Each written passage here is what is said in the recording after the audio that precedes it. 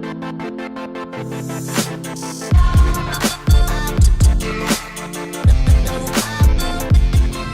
what is up guys, MKBHD here, and so the Beats X are brand new. They're now the cheapest wireless Beats that you can buy, and even cheaper than the Earpods now, and they supposedly actually sound better too.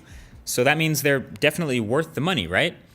Well, let's break that down. So the Beats X are another new pair of wireless Bluetooth buds for 2017. It's two in-ear buds connected by a wire with an inline battery and a bunch of little controls and tricks and features that make them work. So in that way, the Beats X compare really well to some other wireless audio options we've gotten recently, like the Jaybird X2 and X3, and of course the Airpods. In fact, I'd say the Beats X are pretty much a hybrid exactly in between those two. The Beats have a little bit of a different shape and a different functional layout, but obviously they're still pretty recognizable with the logo and everything as Beats to anyone looking for them. Now, wireless earbuds have a bunch of different ways of sitting/cable management. You know, some are retractable, some have some sort of a wire clip like the Jaybirds, some have no wires at all. These Beats have no cable management at all except for the magnet in the head of each earbud, which turns out to be just enough, I think. The wire is a little bit longer, obviously, and it's meant to basically sit on your neck, which isn't too bad, and you can barely feel it. And then when you're not listening to them anymore, you can take them out of your ears and basically clip them together. And then that makes this sort of a Beats necklace. So I guess if you thought Beats were out of the fashion game, they're totally not. But you still have all the functionality of a normal pair of headphones, which is good. You have the inline controls, so your song forward and backward, you have the volume up and down, a play pause button, and even an inline microphone for using phone calls. But since it's now 2017, they're also now completely wireless and also use Apple's new super low powered, super awesome W1 chip. So same thing as the AirPods, you power them on and your iPhone immediately recognizes them and pairs them to that and every other Apple device you have. But also, unlike the AirPods, you can connect these to an Android phone via Bluetooth, no problem, and they keep all of their functionality. You can connect AirPods to an Android phone if you want, but if you do, you lose like all the cool features and functions. Like you lose the play pause when you take it out your ear, you lose Siri, you lose volume control. It's just like a very basic headset at that point. But if you connect Beats X to an Android phone, you still have the physical inline controls here, so you still have volume, you still have a microphone, it all still works. So inline controls are good,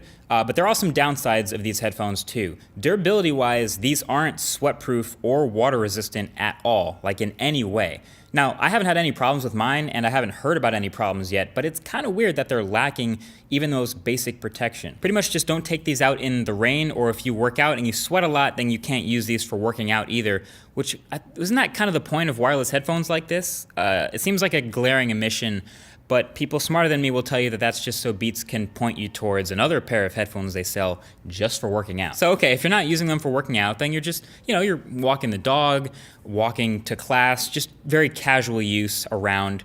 How do they do with that? Well, first of all, they sound pretty decent. They sound like a lot of other premium Bluetooth earbuds, which isn't a super high bar to clear, but they're not garbage at all.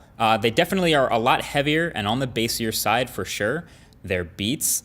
But that's fine for a lot of people. Volume is good, and they managed to make a really good seal in my ear, even better than the Jaybird X3s, thanks to the wingtip. So the seal makes the noise isolation that it creates really, really good. At least with my ear shape, it's excellent. I know some people can just like put AirPods in their ear and run around no problem and they don't fall out.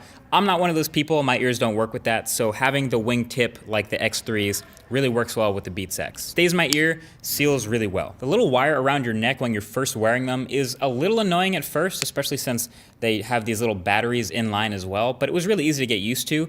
Now, I can never quite forget it was in my ear like the Jaybirds, which go around the back of your neck, but Beats do still get points for comfort here. And then the battery life is pretty solid. You're looking at about 6 to 8 hours tops of charge, but then they also have this awesome quick charging. If you pick them up and they're dead, you can plug them in for 5 minutes and add 2 hours of listening time, which is dope. And they charge via this lightning cable, so no dock or pouch or cradle needed. Just literally plug them directly in with the same cable you charge your iPhone with, and you're good to go. So this is obviously further reinforcement that this is made for iPhone users first. If you're an Android phone person, you have a USB cable, so you need to carry 2 different chargers, one for your headphones, one for your phone. Not really meant to do that. It's made for the iPhone. And of course, they are portable too. That's like a big point. So they come with this case that looks like a mouth, and you can just crumple them up and shove them in to this case. It's not very clean, it's not super elegant. I just ended up shoving them in a sweatshirt pocket or in my backpack more often than not. But yeah, they're definitely still portable. So as 150 bucks, as a total package, are the Beats X the best Beats ever? Sure, yeah, I'd give it that. I'd say, I mean, at least in the bang for the buck category, in the bang for the buck for Beats category, yeah, these are pretty good. But that doesn't mean you should get them. Like, you gotta know who Beats are made for. People who want Beats. People who work out with their headphones, who are really active, sweat a lot, do fitness, sports activities, they'll want like sweat-proof headphones. They'll find stuff like the Jaybird X3 much better. But if you just want like no wires at all, you want totally wireless, then they'll spring for something like the Airpods. But people who want Beats can now justify getting these Beats. Thanks for watching. Talk to you guys in the next one. Peace.